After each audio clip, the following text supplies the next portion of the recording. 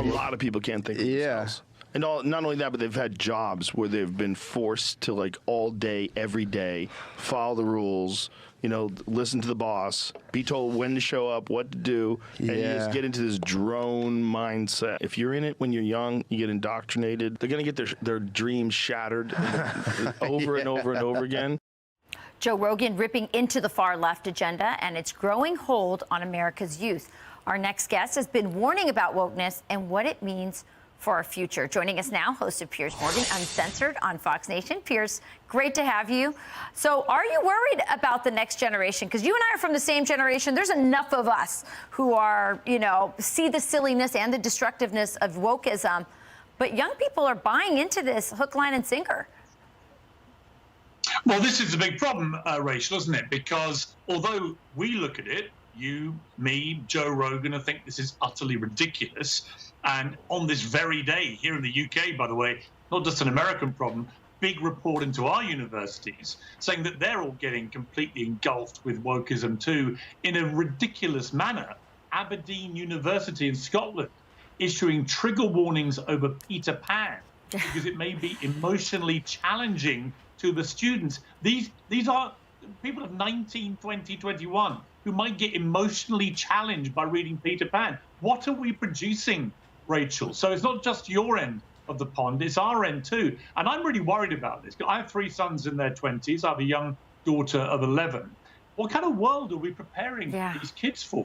What happens when they get into the real world, where actually you get emotionally challenged from the moment you wake up to the moment you go to bed, and you better toughen up pretty quickly or life's going to kick you hard. So I think the real problem I have with it is we've always had, crazy stuff at universities, of course. But in the old days, you were allowed to debate crazy stuff and say it was crazy. Right. Now there's, as Joe Rogan said, there's brainwashing where the kids are taught one thing and told you cannot deviate from that view. Otherwise, that's the end of you. We cancel you. Yeah, I see a future of tyranny from this generation. That's what really worries me, that they will become our rulers and there will be tyranny. I want to move to another topic. You and I have a lot of fun talking about the royals. I love talking about it with you. Harry's book has been a runaway success.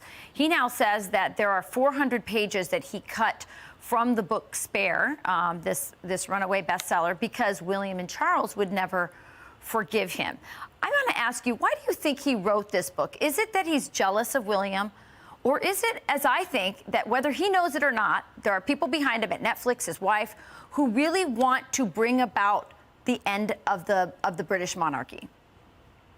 I think for it's a lot of political things. reasons. I think it's a lot of those things. I think the problem with Harry is he's very dim.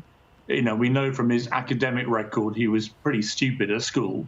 And I think he's being manipulated by Meghan Markle, who's a sharp operator from LA, who seized her big chance and has become exactly what she wanted, which is to be a global celebrity like one of the Kardashians. And she did it by hooking her claws into our British prince.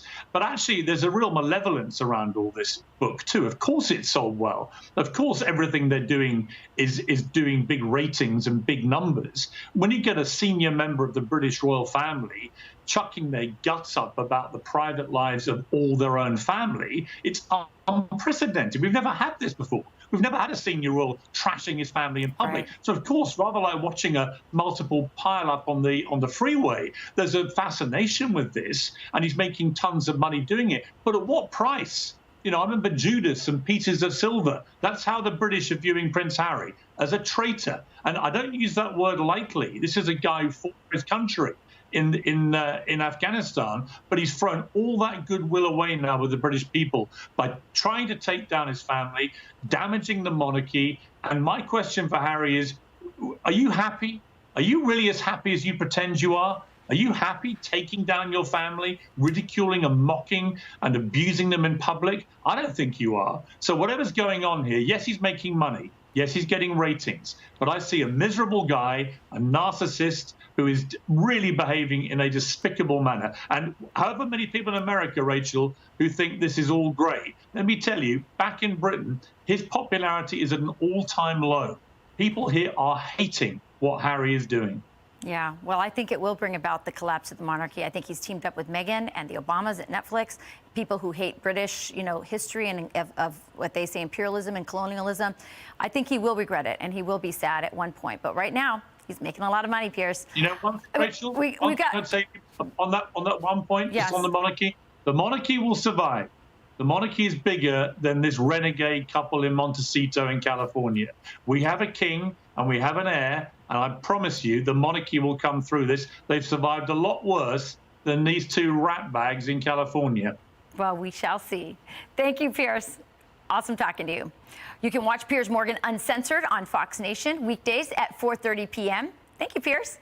I'm Steve Doocy. I'm Brian Kilmeade. And I'm Ainsley Earhart. And click here to subscribe to the Fox News YouTube page to catch our hottest interviews and most compelling analysis.